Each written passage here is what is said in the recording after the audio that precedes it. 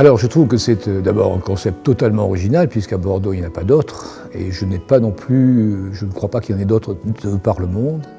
L'idée de confier tous les ans un certain nombre d'hectares à vendanger et vinifier et élever à un winemaker différent, internationalement différent aussi, est un concept fabuleux.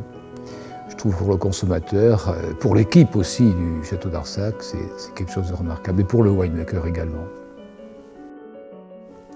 Que de bons souvenirs. Que de bons souvenirs, d'abord, franchement, gâté par un millésime 2015 remarquable. Les premières visites dans les vignes, accompagnées de l'équipe qui me montrait les différentes parcelles pour que je puisse choisir celle qui m'intéressait. Puis ensuite, au moment des vendanges, le tri, les vinifications, tous les conseils donnés et parfaitement suivis par une équipe à l'écoute, attentive, curieuse de voir des principes de vinification qui peuvent être différents de l'un à l'autre. Jusqu'à maintenant, les essais de collage avant la mise en bouteille, enfin franchement, que des souvenirs fort agréables.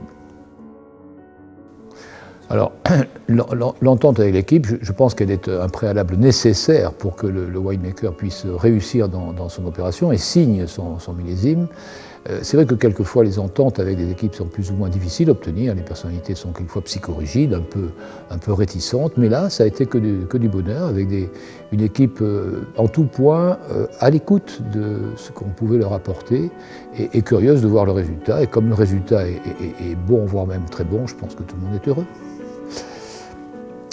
Alors ce que j'aurais envie de dire, mais je pense que le vœu a été déjà exaucé l'an dernier, c'est qu'il y ait effectivement des dégustations verticales organisées où l'ensemble des winemakers se retrouvent au travers de leur propre travail dans des opérations de relations publiques vers la presse qui pourrait être une défense, illustration de cette méthodologie de confier à un winemaker différent le soin de vinifier sa production.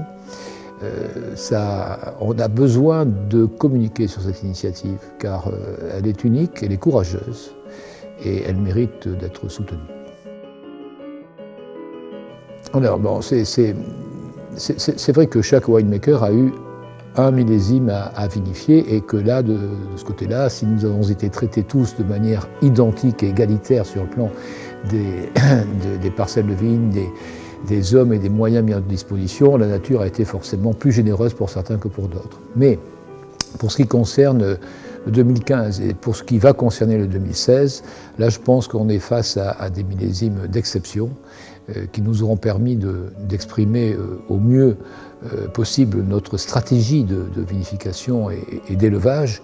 Et je crois que les différences de style qui seront forcément certaines d'entre nous, du premier winemaker qui était Michel Rolland au dernier qui sera Hubert de Boire de cette année 2016, tous ces millésimes vont refléter de fortes personnalités au service de vignes à forte personnalité également. Donc c'est ça qu'il va falloir déguster.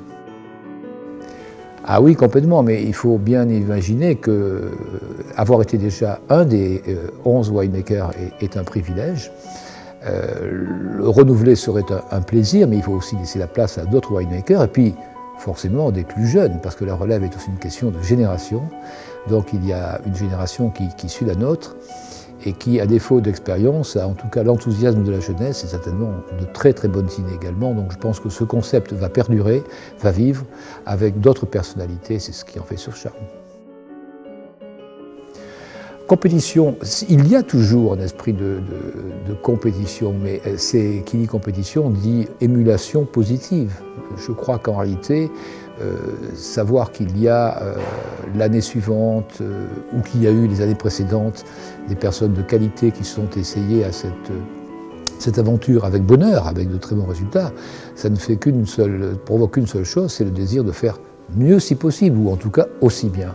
Donc c'est très stimulant, puis ça c'est l'histoire de la vie, c'est qu'on fait bien, on fait très bien, mais on peut toujours faire beaucoup mieux. Voilà, donc c'est un peu ça qu'illustre la Winemaker Collection.